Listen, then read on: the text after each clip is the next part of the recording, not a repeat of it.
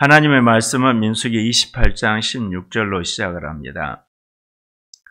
우리가 예수 그리스도의 그 구속의 말씀을 알려면 복음서만이 아는 것이 아니라 구약성경과 신약성경을 알아야 돼요. 복음서에는 예수님이 한 인간으로 오셔가지고 공생애를 마치고 십자가에 죽고 부활해서 가신 이야기가 주로 쓰여져 있잖아요. 그러면 예수님이 그렇게 사신 것과 우리와의 관계는 어떻게 하냐 이거죠. 왜냐하면 예수님은 자신이 메시아라는 것도 대중들한테 안 알리셨거든요. 근데 예수님이 하신 그 말이나 행동 또는 그 사건 속에는 우리에게 주는 어떤 영적이고 신학적인 그 다음에 어떤 구원적인 그런 의미가 있거든요.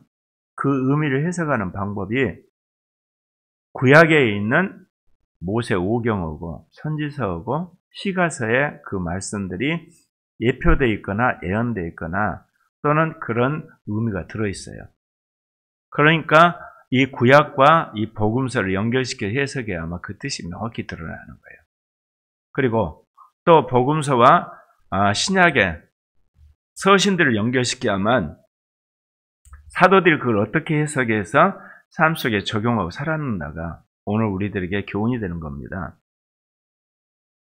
오늘 여기 민수기에는 5가지 절기가 나오는데요.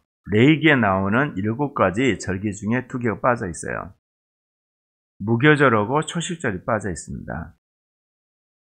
나머지 6월절, 77절, 나팔절, 속죄일 그리고 그 뒤에 나오는 초막절 5가지만 주로 언급되어 있거든요. 6월절은 첫째 달 14째 날에 여호와를 위해서 6월절을 지키고 15째 날부터 이제 명절인데 무교병을 먹으라고 그럽니다. 그리고 마지막 날도 성회로 모이라고 그러죠. 여기에서는 이제 제물을 드리는데 먼저 하나님 앞에 번제를 드리고 소제를 드리고 속죄제를 드립니다.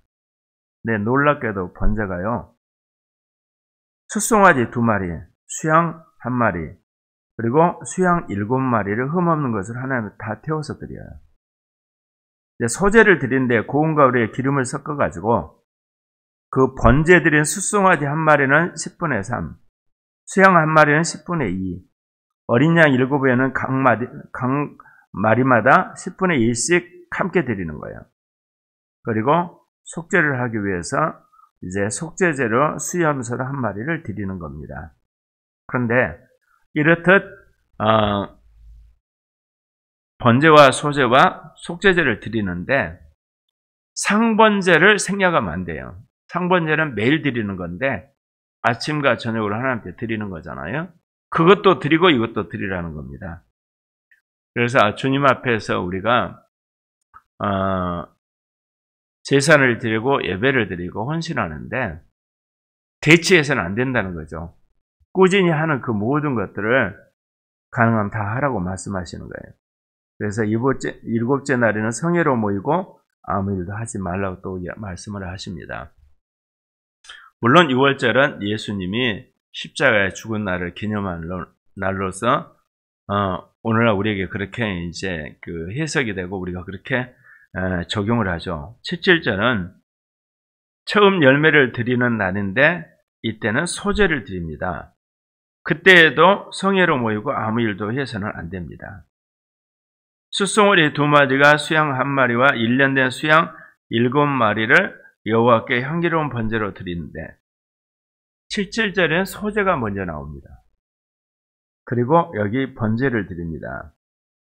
물론 그 소제는 말씀드린 것처럼 숫송아리 1마리는 10분의 3, 수양 1마리는 10분의 2, 어린 양 7마리는 각각 10분의 1씩 드려야 된다 그렇게 이야기하고 여기에도 마찬가지로 속죄제를 드리라고 이야기하죠.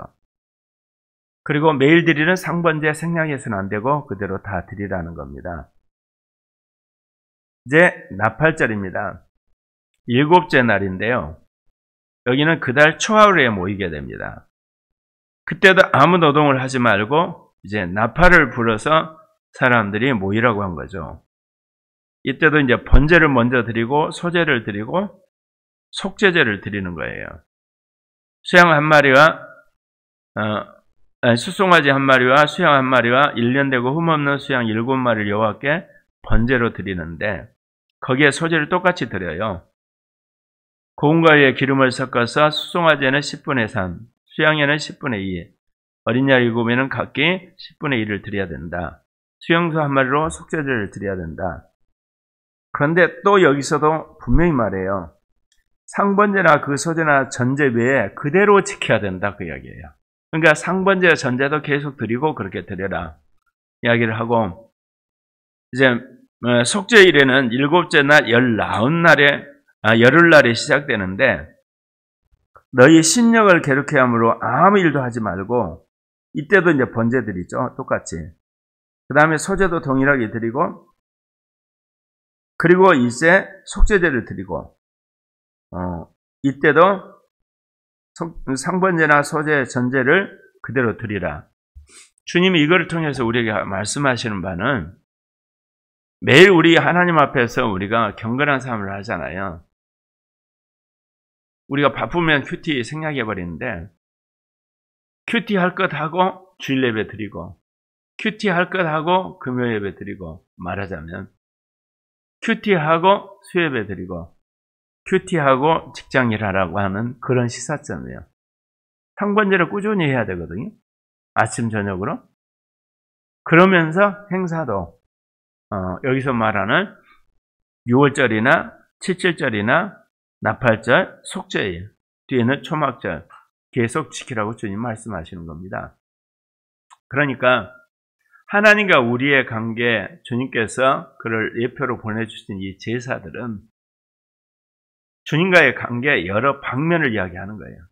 그러니까 어느 것 하나를 한다고 다른 걸 생략해서는 아니 된다 그 말씀입니다. 그래서 여기에 나와 있는 이 6월절과 7.7절, 그 다음에 나팔절, 이 속죄절, 이 내용을 여러분이 이제 보시면 알겠지만 공통점이 있습니다. 그거는 다 제사가 동일합니다. 뭐로 동일하냐? 번제와 소제와 속죄제를 드렸습니다. 그러니까 여기서 두 가지가 빠져 있죠. 속건제와 그리고 화목제가 빠졌어요. 그러니까 6월절이나 7.7절, 나팔절에는 하나님께 영광을 돌리는 날이라는 거죠. 화목제란 것은 그 제물을 나눠 먹는 거거든요. 그리고 속건제는 거룩한 성물을 더럽혔을 때 속하기 위해서 드리는 거니까 당연히 빠지는 거고요. 그렇게 됩니다. 그리고 이제 내일 말씀하는 이 초막절에는 그 아주 독특하게 7일 동안 그 제물의 숫자가 많아지는 그런 독특성이 있습니다.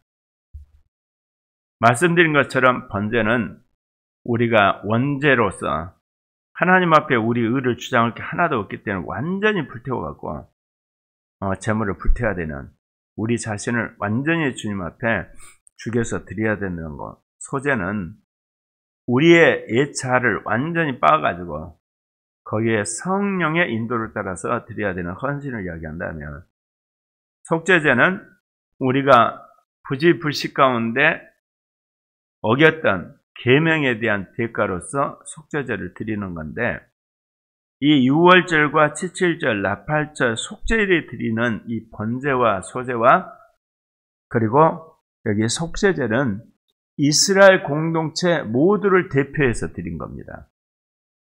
각각으로 우리가 죄를 져서 드리는 5가지 제사는 각각으로 드리는 건데, 여기서는 이스라엘 공동체가 대표해서 제사 드리는 거라는 겁니다. 그러니까 이스라엘 공동체 이 제사제들은 개인적으로 하나님 드리는 것과 그리고 공동체 전체로 절기마다 드리는 제사제도 개념이 있다는 거예요. 근데 이제 기독교인들이 자칫 잘못하면 개인의 죄만 회개하잖아요.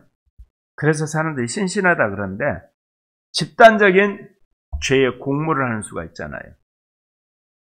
우리가 어제 그 말씀을 배우셨죠? 우리의 마음에 제일 위에 의식이 있고 그 다음에 그 밑에 숨어있는 잠재의식이 있고 시면에 캐치를 못하는 무의식이 있는데, 그 무의식하고 연결된 것이 집단적 무의식이라고 그랬죠. 집단적 무의식을 성령으로 끊어내리지 않으면 우리가 집단적 무의식 안에 있는 육신적인 것과 죄악된 것과 우상 숭배적인 것을 우리가 받아들여서 우리가 행동하게 되거든요. 그러면 거룩한 성도가 될 수가 없어요. 그래서 주님이 오늘 말씀하시는 건 개인적으로 우리가 성별돼서 하나님 앞에서 정말 거룩한 삶을 살 뿐만 아니라 집단적으로도 주님 앞에 구별된 삶을 살도록 요구를 하신다는 겁니다. 그러니까 개인적인 죄도 있지만 구조적인 죄도 있는 거예요. 진보주의자들은 구조적인 죄를 주로 지적하죠. 그러면서 개인적인 죄에 대해서 침묵을 하고요. 보수주의자는 개인적 죄에 대해서 철저하면서 구조적인 죄는 공모하는 경향이 있어요. 근데 하나님은 개인적인 죄와 구조적인 죄 모두를 속하는 제사 제도를 마련하신 거죠. 그래서 7절기는 이스라엘 공동체 전체가 하나님 앞에 나와 성별되는 기간이고 5가지 제사 가운데 개인적으로 하나님 앞에 잘못했을 때 드려야 할 죄는 개인적인 죄입니다. 그래서 우리가 이 땅에서 하나님이 기뻐하는 거룩한 성도가 되는 것은 개인적으로 성도가 될 뿐만 아니라 그리고 사회적으로도 우리가 구별된 성도가 되어야 되는 것을 주님 말씀하십니다. 아무쪼록 주님이 기뻐하시는 그런 거룩한 성도가 되시길 바랍니다. 기도하십시다.